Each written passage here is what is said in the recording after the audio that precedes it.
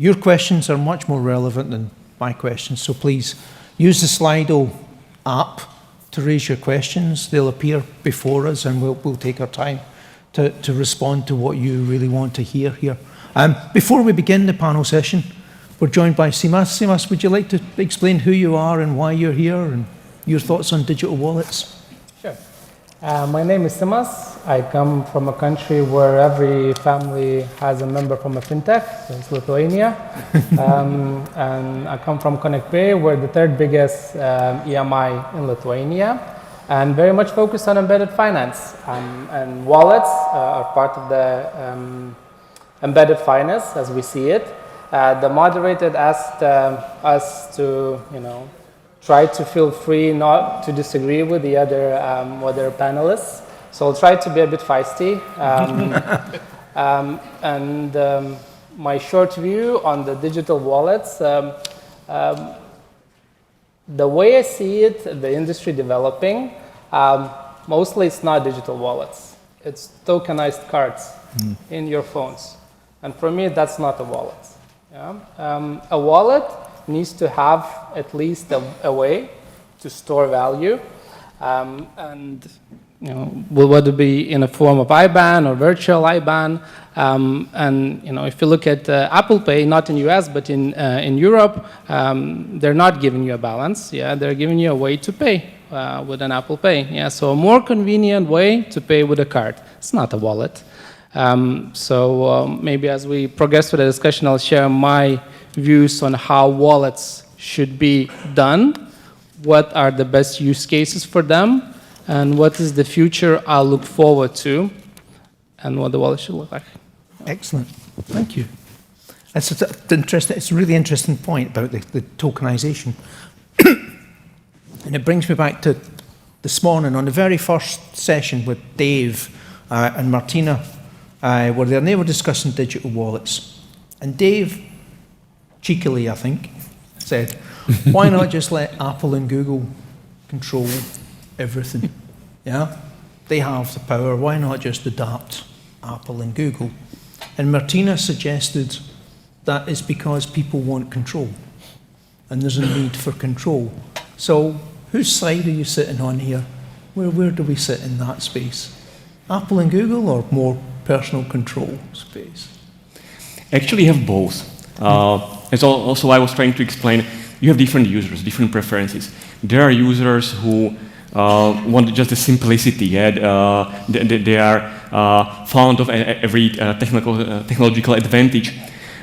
So they are completely fine, and they love Google Pay, Apple Pay, etc. I'm the same one. Yeah. Although I shouldn't say that. But there are users who really like more control.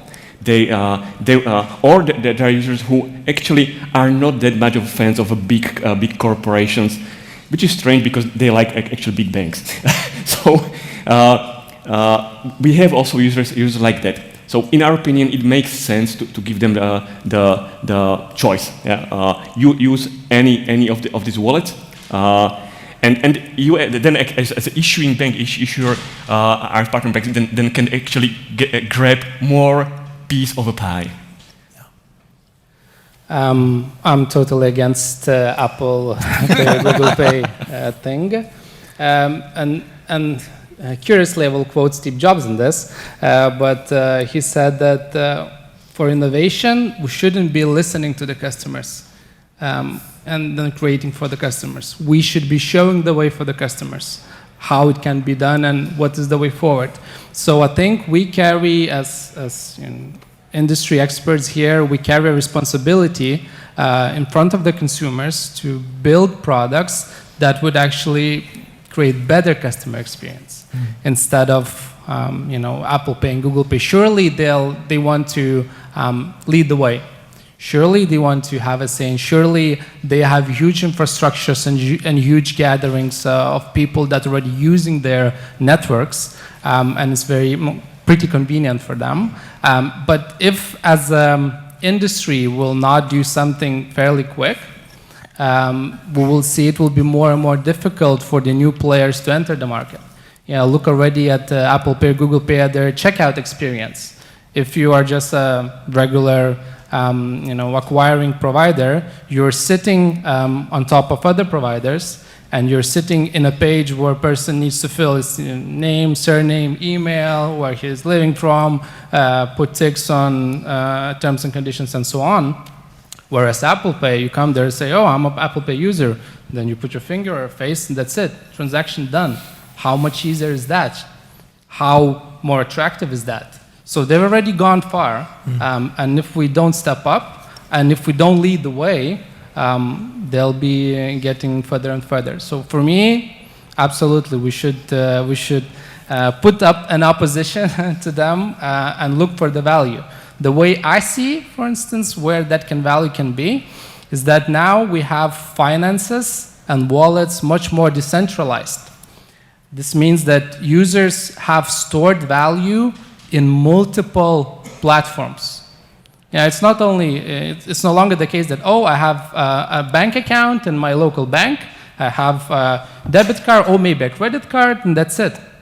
We have people that have IBANs in multiple wallets. Yeah, probably most of them have Revolut, they have then a local bank account, a lot of them have their crypto account, they have a savings account, and have a lot of the stored value in multiple wallets. So my dream, I don't know, my vision is that there'll be a player or maybe a cohort of players that will find a way how to provide for the user experience that, hey, you already have a wallet.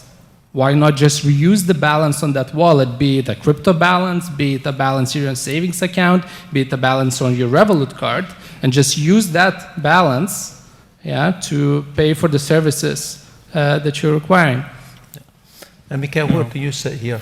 Well, I think we need to also kind of remove ourselves from the world in which we here in Europe are used to, and kind of take a couple of steps back and see how some of these design and planning can actually be implemented, so that, to your point, we can move beyond the big companies barging in and taking it and owning it all over again. I mean, in our universe, in the world that we work here, it was almost a foregone conclusion that the first step of the wallet was going to be the tokenization of our traditional instruments and essentially just give us a new method to use the same stuff. But move back a little bit and go into areas and societies where tech was not as prevalent, and they have the technology leap. Then other components, not necessarily payment instruments, come and play a very significant role into the formation and success of a digital wallet. Electronic identification. I think identification is huge and will be even bigger going forward. Combine that together with biometrics and how you can actually identify yourself and secure yourself and provide the right level of security in order to carry out whatever tasks you need to carry out, whether those are payment related or not.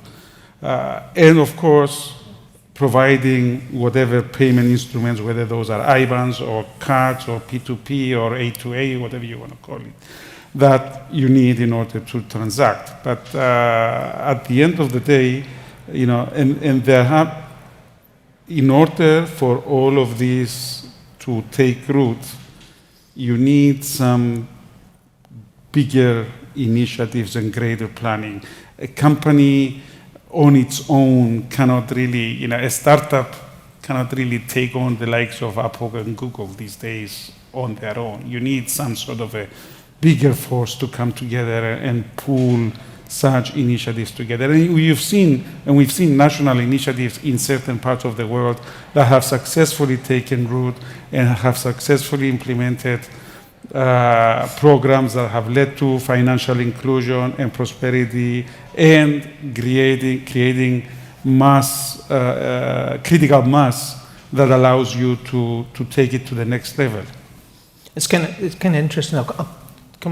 Just a couple of bits I want to pick up on from what you're all saying here. and also to start looking at one of the questions, but reword it slightly. Let's talk about how can you compete with Apple and Google? They're so well established, like what you were saying. But as Erik indicated, things are changing. The regulators are starting to come into play and demanding that there's ubiquitous access to the mobile phone hardware so that these other wallets can come into play. I mean, is that access essential? And that Google and Apple actually blocking where we're going to be preventing innovation? Certainly. I mean, it's a great advantage for us that now the Apple is forced to propagate and allow its NFC antenna. So even smaller players can come and introduce their own wallets. Yeah. For me, I think that's a very important point that you touched upon, is the framework. Yeah. Yeah. And I think in Europe, again, we've been very fortunate compared to most of the world with having very open regulation and, then, I don't know, having regulation on the interchange rates for Visa, MasterCard, and some of the world is really crazy. But one of the things as well that Europe has tried to do was to open banking. Yeah, that's the word. Yeah, and we have A2A payments, open banking payments that we've been talking for 5 years. But to be honest, they're crap. Because if you're doing a flow on open banking, it's just so difficult. You've gone through 3, 4, 5 pages. You need to remember, you need to log into your same bank. So basically what they help you do is pre-form a payment. Wow, that's a help. Apple Pay with tokenized card, much easier. Yeah, and moreover than that, even though I think they stumbled upon something great, that banking should be open. But our current AAS and PAS framework simply does not allow for so much of innovation. Yeah, because if we go back again, how we can revolutionize the wallets, you need direct access to the stored value that people have. And PAS and AAS is simply not sufficient. Reconfirming your permission every 90 days, authorizing payment with SCA every single time, that's not enough. We need to think. I think this needs to start from the regulation, where we need to be cutting edge here. We need to say, look, we built a protocol where it's completely secure. You can tap into any stored value, and it will be as frictionless as possible. When we have that, then you can have companies and startups building on that. Yeah. Until this is the case, PAS and AS, this will not fly. We'll still have this cumbersome flows, and even though it's cheaper, and you say, oh, but PAS is cheaper and it, will dominate the car market, but it's cheaper. No, because consumers choose. Consumers are the ultimate choosers, and as long as they will choose convenience, open banking will never win with the current framework. And they will go with Apple Pay and Google. Exactly. So, Michael, your presentation, you talked an awful lot about inclusion and having it being as a government strategy and bring people into the digital world. But that has its challenges, because if people are not already in the digital world or within the banking world, then giving them an identity, or digital identity, becomes basically the first hurdle that you have to cross. How do you go about that? Well, it is part of it. That's why I said when it's important to your planning and your strategy and your approach before you launch into these initiatives. And obviously, we are a tech enabler in that respect, primarily focused on the side of payments. But we see that these components are critical. Digital identification is going to be huge, and so we are already working with a number of different partners that have a specialized remit in that area, so that we can bring this into the implementation side. But more importantly, I think this is the decision, and the strategy needs to be done at a higher level. And usually this needs to happen at least at a national or even regional level, as you can see in certain cases. I mean, I think one really successful case of this application has been in India, where they brought together the identification component together with the payment component, and they created a solution that succeeded in what it set out to do, which was drive people above the poverty line. Yeah. And now, not only that is happening, now it's actually a technology export. It is taken that UPI initiative and moved it, of all places, to Europe. So that they can actually implement a national scheme, a national initiative in a similar fashion. So that's why I say it's even though we are a payments-focused group here, there's other critical components that actually provide part of that overall solution. And identification is one of those. I think as a wise man once said, if the payer knows who the payee is and the payee knows who the payer is, the actual transaction's easy. Yeah, of course. Another good comment was that electronic identification is key. The rest is just accounting. Yeah. Simas, you're going to say I something? completely agree with this, and this is at the very core. And I think, again, we have a responsibility here, because who else than the banks or the financial institutions know the customer as much, as good. We have done so much KYC, and you go into every single banks or every single now wallet provider, you need to go through KYC again and again and again, and you need to look for your wallet and your ID and and it's, if we could build a trustworthy source of identity and then connect that with a stored value, I think that would be a game changer. And I think this will be much easier for the consumer to identify, and he could do so much more with that. Granted, probably you'll get some of the IDV businesses maybe out of the business, but I think for the consumer, this could be a game changer. And there are some initiatives, I think, on the European level. The EU ID wallet. Exactly. So I just hope that they come at least at the level that it's usable and it's adoptable. And I'm really looking forward to see what they do. Yeah. So Erik, so your RiPay wallet, I guess all your customers are already been through KYC, they're already... Yes. Yeah, so you don't really have that issue. There is a question here for you. So that because your wallet's working on your infrastructure, do you need to use open banking to find the balances, or does it just... Well, it would not need to use it, but it does. We basically we're looking onto two sides. First of all, we want to make it, or these features we want to make publicly available to different applications. So not only to our RiPay application, but also to have the possibility to stream it over to mobile banking applications of banks, etc. On the other hand, we also have implementations when we are making this RiPay application available to banks which we do not process directly. So we are not having their data, and thus we need a way to openly communicate with them. So we have this open API protocol and different types of messages and ways to communicate. So even internally it does communicate or use these open rails. Okay, so there's two questions here which are roughly the same question, so I'll combine them together really.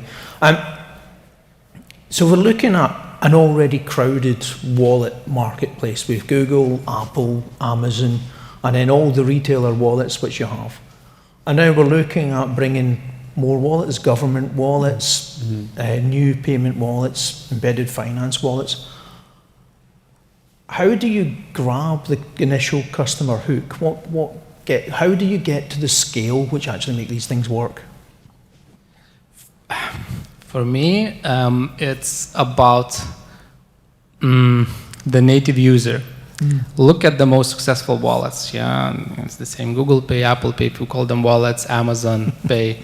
Yeah, these are the ones that have already a large database of users. Yeah, look the same as to the single sign-on providers. Yeah, if you look at them, most of them are huge tech companies that have massive communities. So again, this is a question of scale, and it's very easy for not a protocol, but for a company that already has a large base to roll out their wallet. So you're using Apple, yeah, in the US now they are allowed as well P2P transactions, Apple, just to have a wallet. For a smaller company to differentiate themselves and say, look, adopt our wallet, it's very, very difficult. It's not impossible, and we've seen in Asia. Asia is a very good example of the wallet proliferation. The wallet proliferation is insane. Cards are virtually non-existent there. Cash has been going down as well in China especially. But they have, there was a presentation earlier today, 7 or 8 wallets there that are not only Union Pay and Alipay, there are others as well. So there is a way to get that. I think in Asia they have been very, very strong with offering, what you've been as well telling about your solution is to offer additional value. Yeah. They're building super apps for all sorts of things. Yeah, and then if you get a wallet, you can then, invest in crypto. You can then order Netflix or buy this Tinder subscription, whatever. Even Revolut now does this. So building super apps is one way. It's very, very difficult. Yeah. So how much super apps you can have on your phone?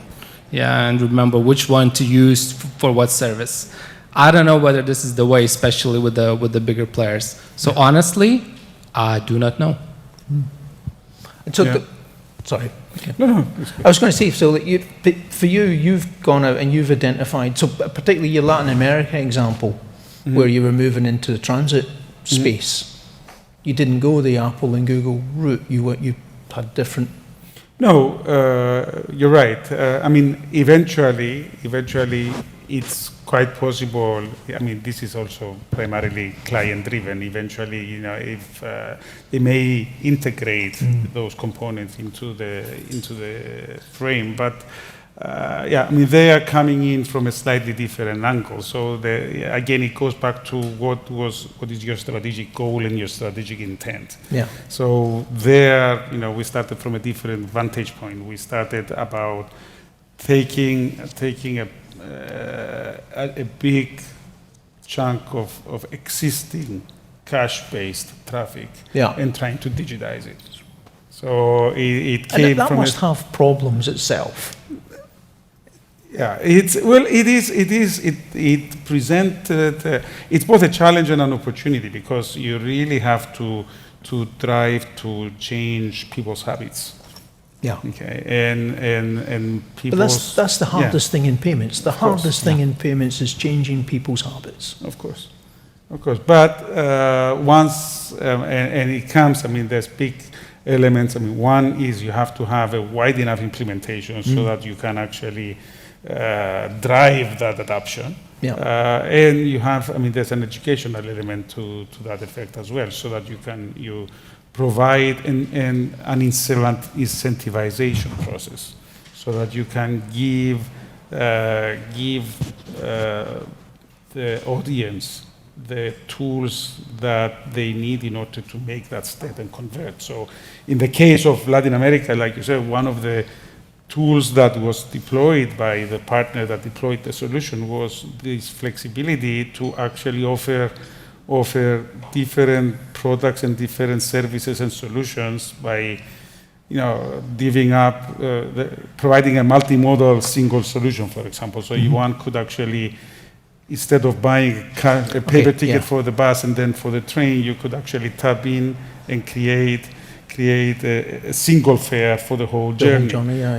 If that journey happened during certain times of the day, you had actually a discount voucher. So that drove traffic, and that drove incentive for people to actually adapt to the new solution in order to move them off the traditional methods. Yeah. And then the issuer came on top of that and created an issuer solution that actually put a loyalty element on top of that. Okay, yeah. So, yeah, you build on. But for your iPay, they're already in a Google and Apple world. But you've decided that for issuers, which is, it's almost the bank strikes back. It's that financial institutions start to take more control of their user base and give them a different offer. Exactly. I mean, it's not a secret that banks were a bit frustrated or scared by Google Pay, Apple Pay coming into this market. So that's also one of the ways you talk about it, that we want to get this share of the market, not to leave everything just to Google Pay, Apple Pay. That's one reasoning. But the other reason is also to really fulfill the needs of various types of customers. Yeah? As mentioned, some customers like and don't have any problem with Google Pay, Apple Pay. Some do. Yeah.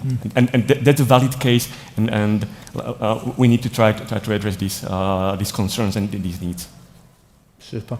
We're nearly out of time, so just want to quickly finish off with a short question, but it's going to be try and keep your answers quick on this one. What happens when we put AI into our digital wallets? How does that change the way they'll? Aye. Who knows? Yeah.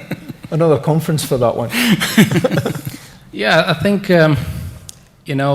we've been speaking, so there was a crypto wave, now there is an AI wave. Yeah, everyone's speaking about AI and how you can implement it in any ways.